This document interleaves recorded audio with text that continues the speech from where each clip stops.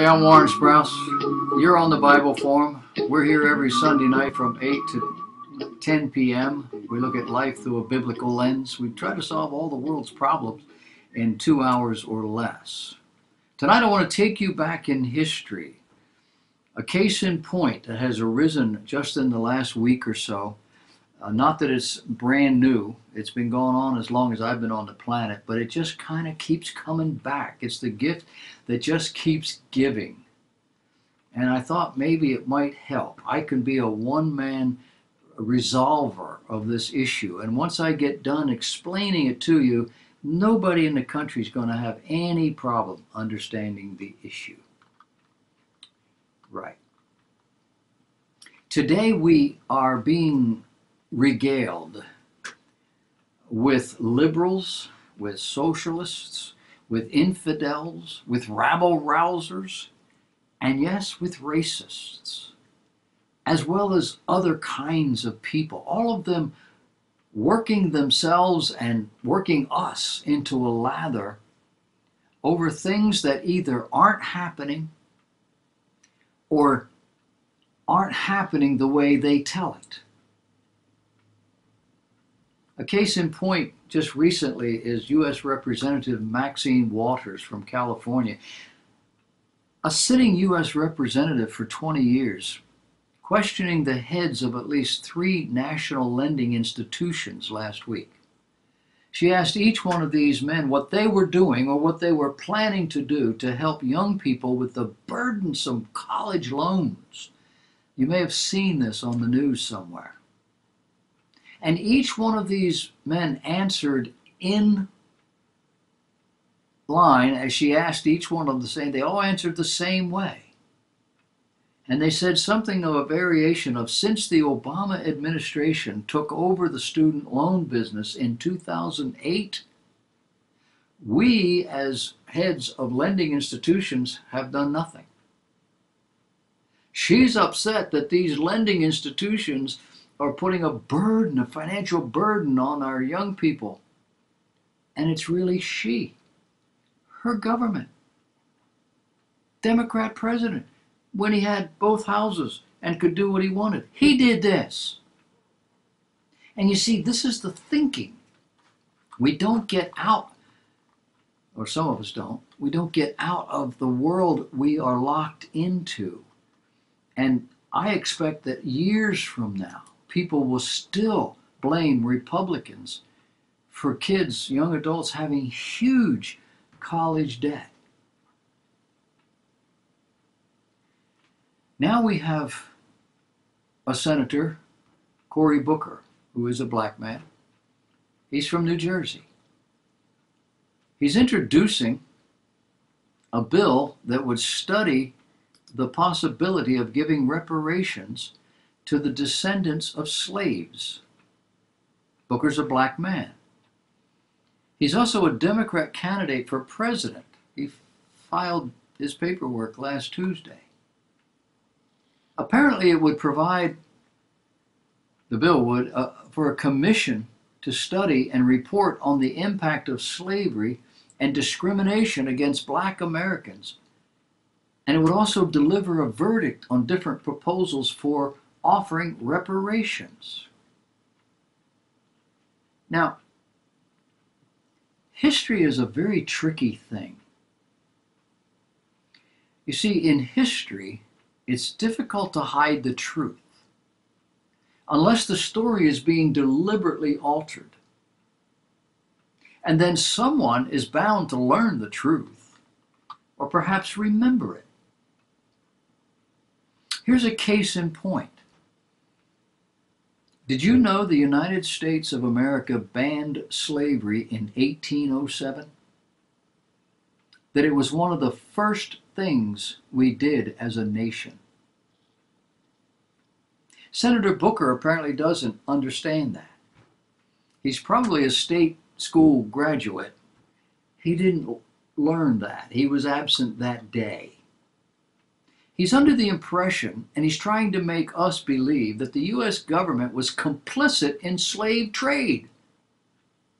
that the slave trade would not have flourished had not the government wanted it to, and therefore the United States is guilty of slavery. The United States, not individuals. The United States, not the individual states, the whole nation, the nation as a whole.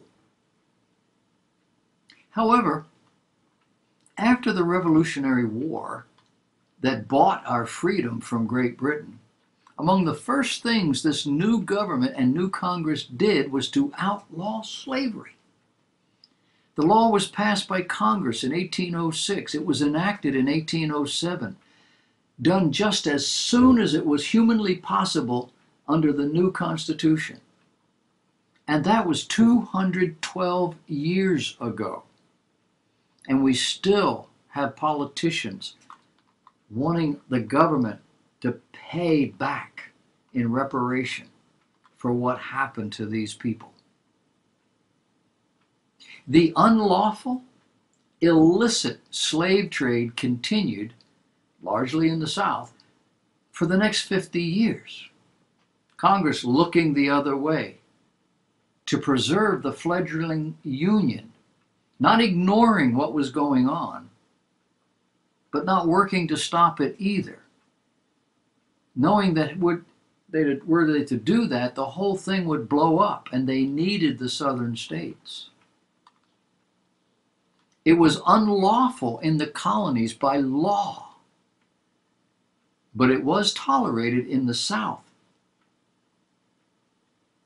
because this fledgling nation could not tolerate another war, not yet, and survive. And it would have come to a war, as it did.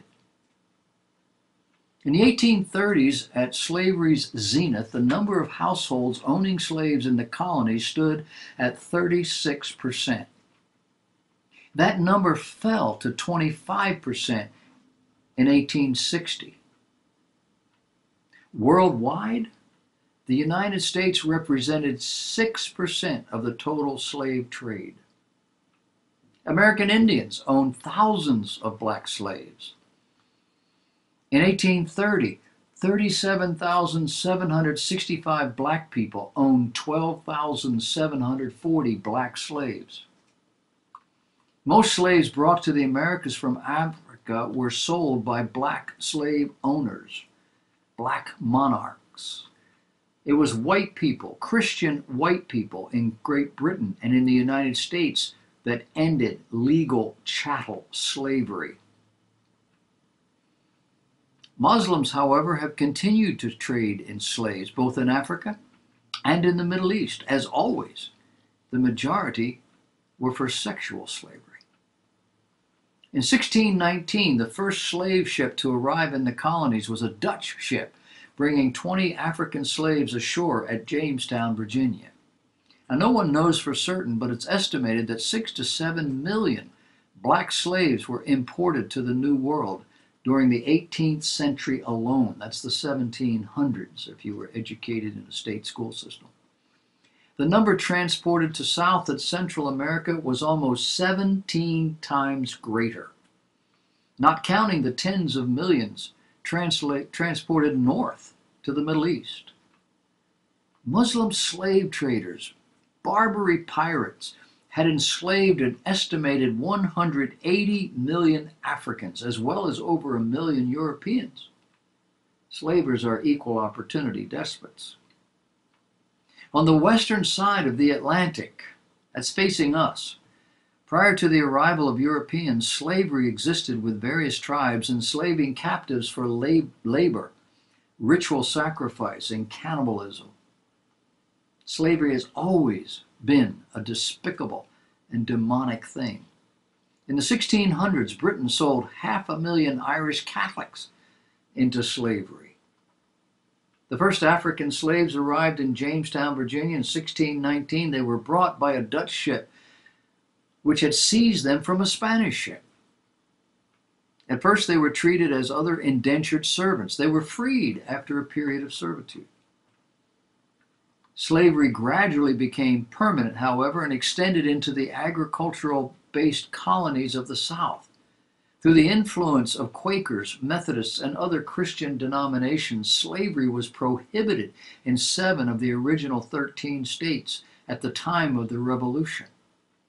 Jefferson's first draft of the Declaration of Independence condemned King George III, declaring, quote, "He has waged cruel war against human nature itself, violating its most sacred rights of life and liberty in the persons of a distant people who never offended him, captivating and carrying them into slavery in another hemisphere, or to incur miserable death in their transportation thither."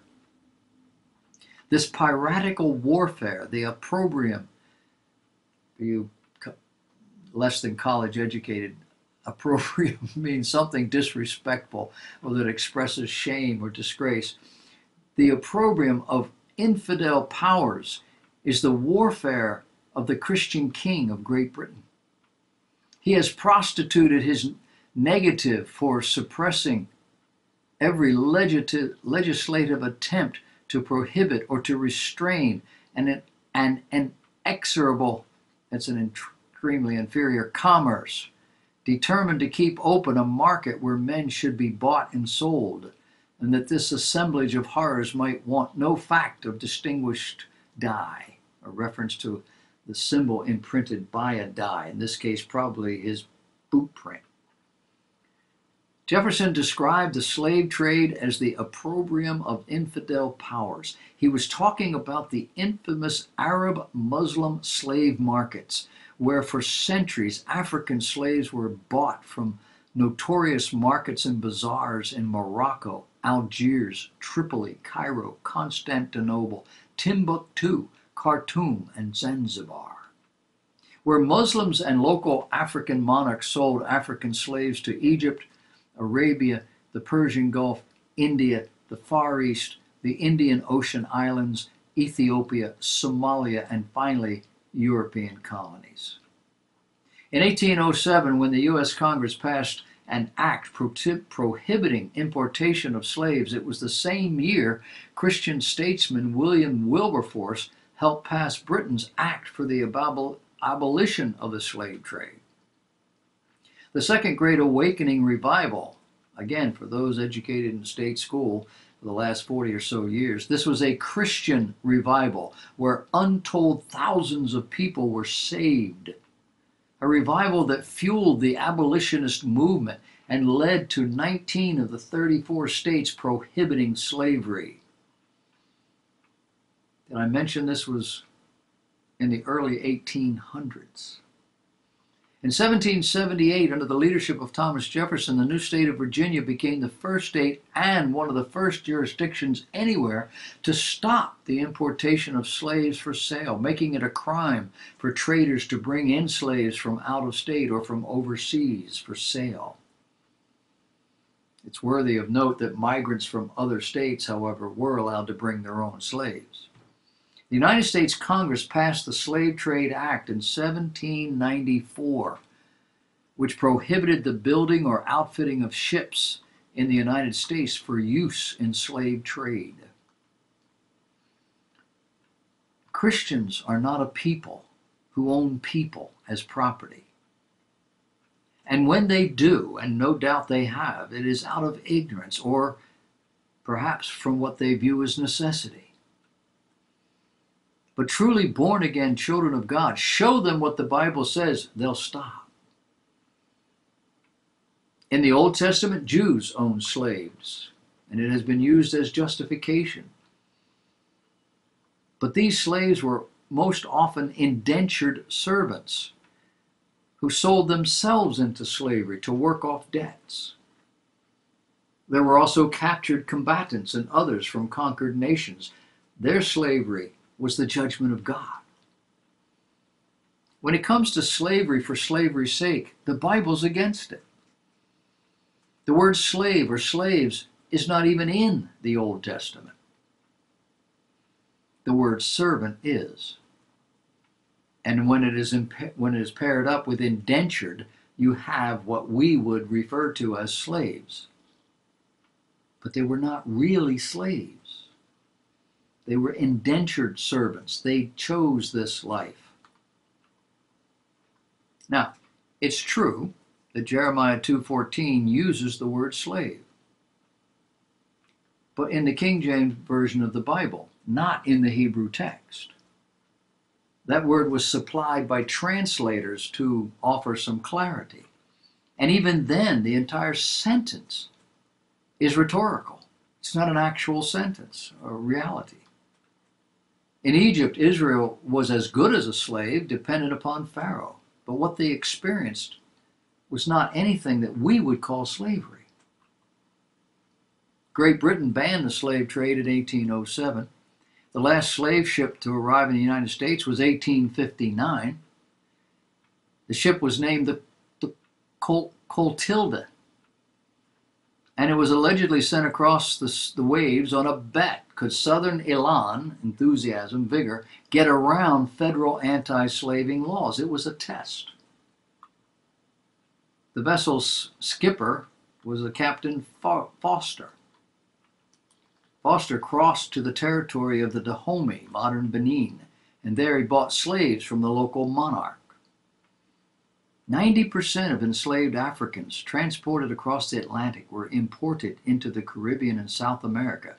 Only 6% ended up here, as I mentioned before. Context. A far greater number were transported north out of Africa, across the Sahara, the Red Sea, the Indian Ocean. While European involvement in slave trade lasted for just over 300 years, Arab involvement lasted 1,400. And some parts of the Islamic world continues to trade slaves today. That from a website dedicated to Africans and Africans in the diaspora. Its address is africanecho.co.uk.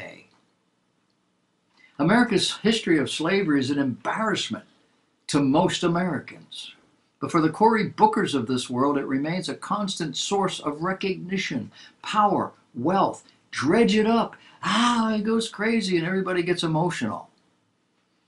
He and his kind are an embarrassment to mainstream people of color. He likens them he is likened to a small child yelling at his family for not letting him have all the ice cream he wants. Cory Booker is the former mayor of Newark, New Jersey. Newark is one of the most deprived cities in the country, probably. And while mayor of New York, he virtually lived in New York, probably with his girlfriend. He was an embarrassment to most people, except that segment to which he pandered, as he seems to be doing now, dredging up this old canard. Of the 41 newly elected Democratic representatives, 22 of them are women, several of which are liberal advocates in the extreme. This along with Senator Kamala Harris, who's running for president now. The freshman Republican class is almost completely male. This alone is viewed as proof of just how out of touch the Republican Party really is. But it just may be that the Democrat freshman class is riding a purely emotional wave, one ginned up by means of social enthusiasm rather than real substance. Can you say Alexandria Ocasio-Cortez or Ilhan Omar? Embarrassments to their families. Booker politically is in the same league with Beto O'Rourke and Elizabeth Warren, who hasn't seen nor heard an extreme liberal position she's not in favor of touting. Both of these people being exaggerated caricatures of serious politicians. Booker wants to eliminate private insurance and let the United States government pay our medical bills. That was Obama's legacy. How did that work? Senator Booker voted against allowing cheaper drugs to be imported from Canada, a position he changed, by the way, as soon as he woke up from his nap. He also has a confusing position on health care. He favors Medicare for all. He also favors not doing away with private health care. That was his position last year. He favors comprehensive immigration reform, which is code for let them all in.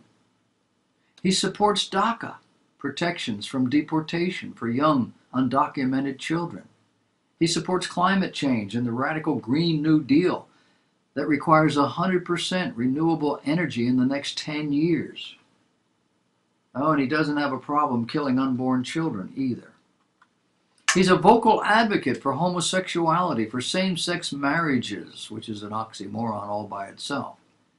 He wants governments to pay for college education. He doesn't want the electoral college to elect presidents to have a say, something 6 or 8 states have already voted to eliminate. He wants term limits for the U.S. Supreme Court justices, and he doesn't want you to own a gun. Booker's bill mirrors the one offered in the House of Representatives. Texas Representative Sheila Jackson Lee introduced a bill which was first introduced by Representative John Conyers in 1989. Booker said the bill, quote, is a way of addressing head-on the persistence of racism, white supremacy, and implicit racial bias in our country. Booker also said that since slavery in this country, we have had overt policies fueled by white supremacy and racism that have oppressed African Americans economically for generations. Also that, quote, many of our bedrock domestic policies that have ushered millions of Americans into the middle class have systematically excluded blacks through practices like the GI Bill, discrimination, and redlining. Do you know what redlining is? Probably you don't, unless you're at least 100 years old. According to the Washington Post, redlining refers to maps drawn by government surveyors of neighborhoods in the 1930s. The color-coded maps outlined communities in green, blue, yellow, and black.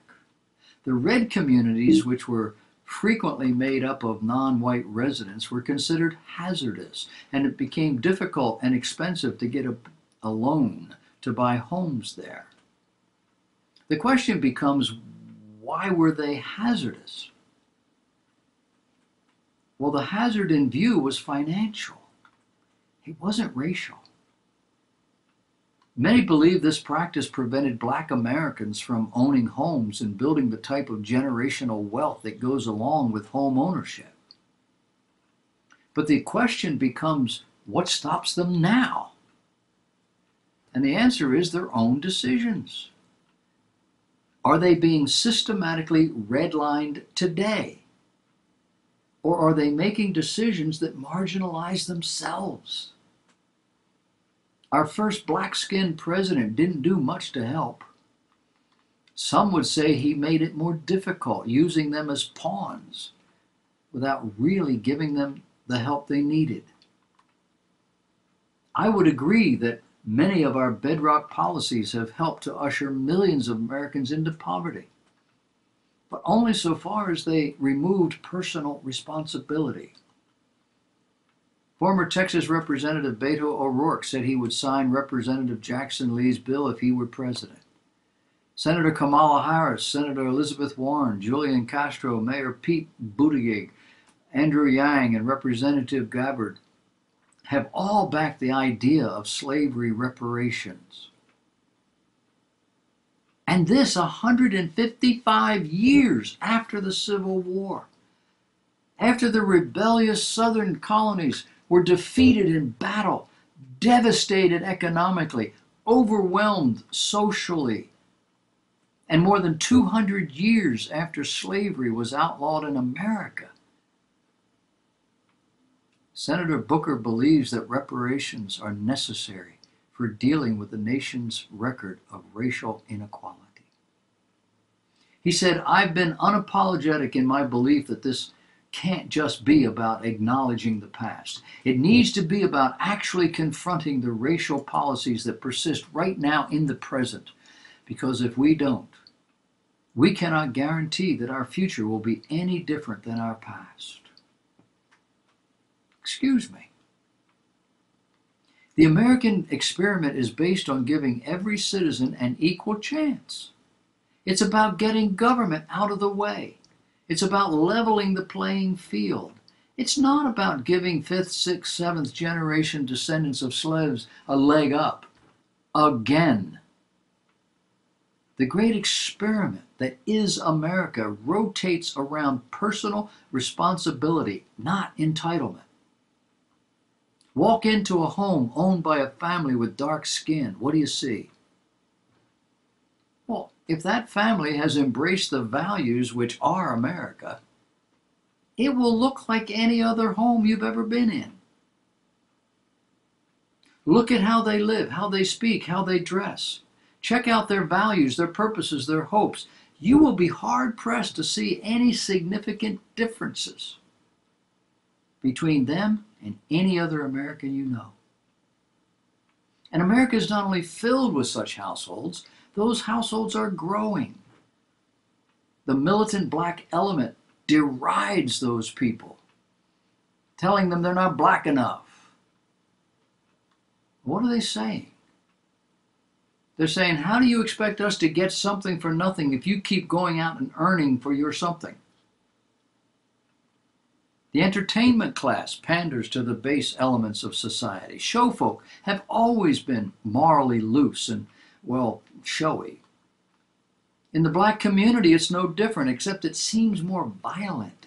Song lyrics and moves and sounds are just hard. But then you can't make millions of dollars singing quality songs about wholesome values. The group that likes this sort of entertainment won't stand for it, meaning they won't buy your product.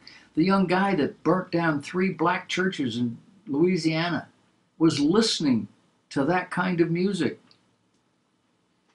So popular singers, musicians pander to their base.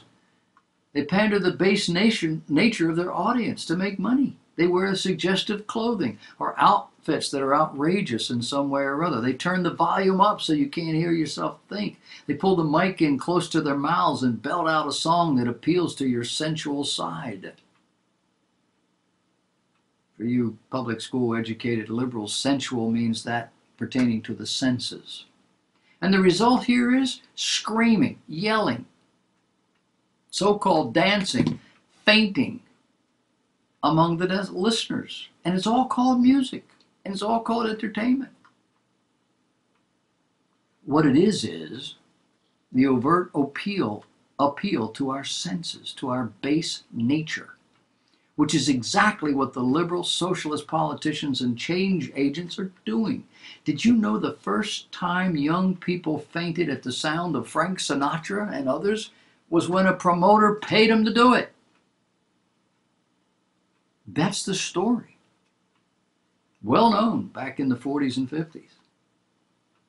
The farther we move from Jim Crow, the more strident becomes the voices from the left claiming we're going the wrong way. It's almost as though they long for those good old days. Days when they were marginalized and left out. Perhaps those days were better for them. Perhaps they were more easily identified as needy or as different or forcibly indigent.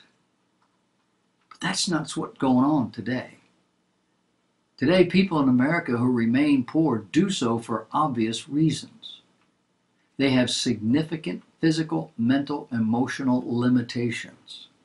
Or they're doing it deliberately. They say the person that bangs their head against the wall continually is doing it because they're getting something out of it. Otherwise, they'd stop. These people won't stop. Did you notice the people who are the most strident are wearing $1,000 suits? Just saying.